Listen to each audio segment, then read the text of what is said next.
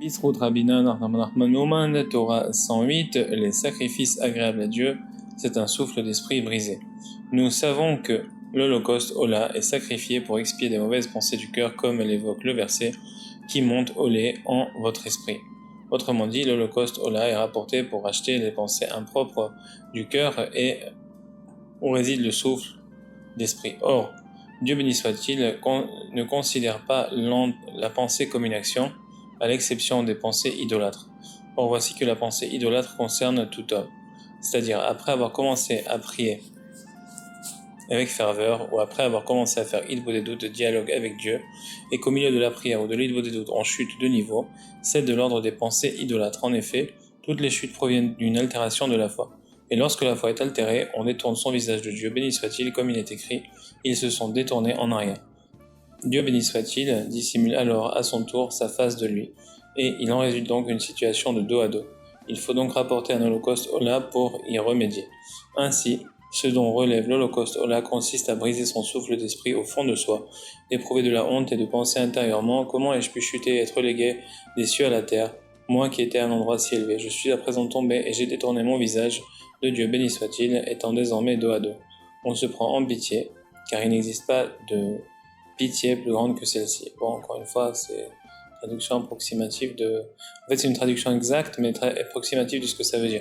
Alors, on se prend alors en pitié parce qu'il n'existe pas quelque chose qui attire plus la pitié ou que c'est là. C'est dur à traduire, d'accord? Dans ce cas, une scission est nécessaire, comme ce fut le cas avec Adam, le premier homme, qui fut créé en double face, dos à dos, et fut incisé afin de devenir face à face avec qui? Avec sa femme. Cette scission relève, parce que Adam, c'est le concept de l'homme et sa femme en même temps. Quand on dit dans le mariage, on dit Yotzer ha-Adam. Pourquoi? Parce que Dieu créa l'homme, mais l'homme, c'est l'homme et la femme, comme le terme en français l'homme avec un grand H. Et cette scission relève du nom divin Khatar. Découpe, comme l'indiquent les Kavanot, les lettres finales de Poter Het Yadecha ouvrent ta main sur le nom Khatar. Comme quand on coupe le pain en 6 Shabbat, c'est pour ça que c'est une ségoula pour la parnassa.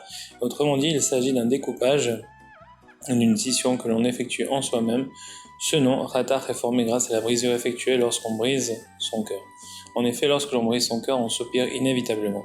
On expire donc un souffle et on inspire un souffle. Il s'agit donc de deux souffles. La valeur numérique de 2 fois souffle d'esprit Ruach équivaut à celle de Khatar. Il s'agit donc de la notion de scission, grâce à laquelle on parvient à la dimension de face à face. C'est ce qui correspond à l'Holocauste Ola. C'est très très fort. En fait, ici, il vient d'expliquer que vraiment, la notion de face à face, quand quelque chose est dos à dos, elle est créée seulement par la coupure. Donc ça paraît simple, mais c'est très profond.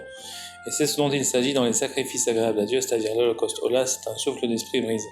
Depuis la Torah 73, quand tu passeras jusqu'ici, il s'agit des manuscrits des Chaverim. Il y a également des petites parties qui furent dites avant le voyage de Rabbeinu en terre d'Israël. De manière générale, le langage n'est pas du tout clair, à tel point qu'à certains endroits, il est difficile de comprendre de quoi il s'agit. Mais partout où j'ai pu corriger, je l'ai fait, un peu, et c'est Rabbi Nathan qui parle, et j'ai cependant laissé le reste tel quel, car ces paroles dégagent d'une manière ou d'une autre beaucoup de paroles de morale, des développements introductifs extraordinaires et des conseils redoutables afin de nous rapprocher de lui, d'Akadosh Baruch Hu, béni soit-il. Baruch Adonai l'olam, amen ve amen, qu'on ait la parnassa, la santé, la vie, et de Hashem toutes les brachot, refuot, et zivou pour tout celui qui a besoin, et qu'Hachem inverse toutes nos averot, tous nos péchés en mitzvot, et qu'on mérite vraiment d'avoir la Géoula Shlema, B'Sut Rachamim Gdolim, Shel HaKadosh Baruch Hu, B'Sut Rabbeinu, Nach Nachman Nachman.